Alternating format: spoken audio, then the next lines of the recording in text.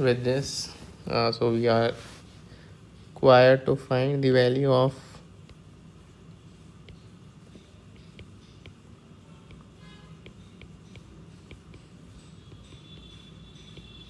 sine beta plus sine.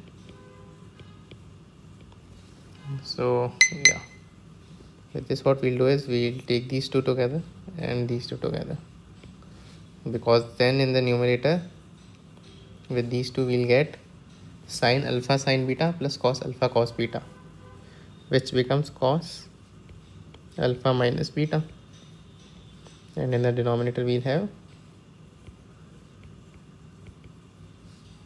plus. With these two we again get cos alpha minus beta, in the denominator we'll get, so this becomes because we are given the value of cos alpha minus beta, this becomes 2 by 3 and 1 upon beta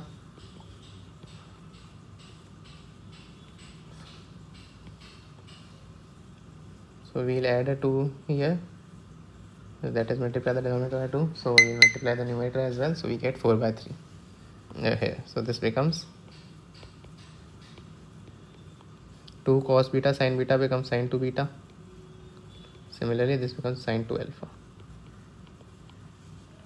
Now we are given that sin alpha plus beta, and so cos alpha minus beta for alpha plus beta would be root 8 by 3, and this will be positive because alpha plus beta is in minus pi by 2 to pi by 2. We also have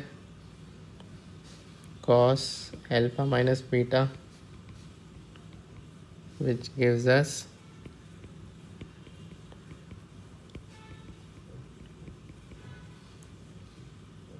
as alpha minus beta is from 0 to pi by 2, so sin alpha minus beta is positive. Now what we'll do is we'll write sin 2 alpha as sin alpha plus beta, which becomes sin alpha plus beta into cos alpha minus beta, which is 2 by 9, plus sin alpha minus beta into cos alpha plus beta, which is root 40 by 9. So we have sin 2 alpha. Similarly we'll write sin 2 beta as sin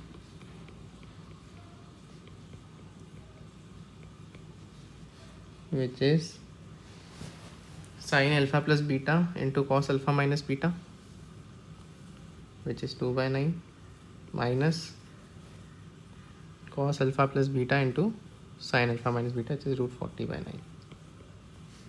So we have sin 2 beta as well. So this expression becomes 4 by 3 into 9 upon root 40 plus 2 plus 9 upon 2 minus root 40. This becomes 12 into 4 divided by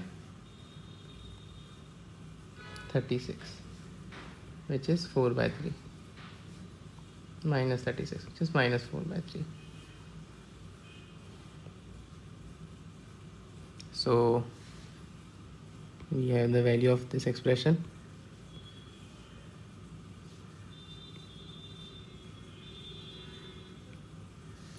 This is minus 4 by 3.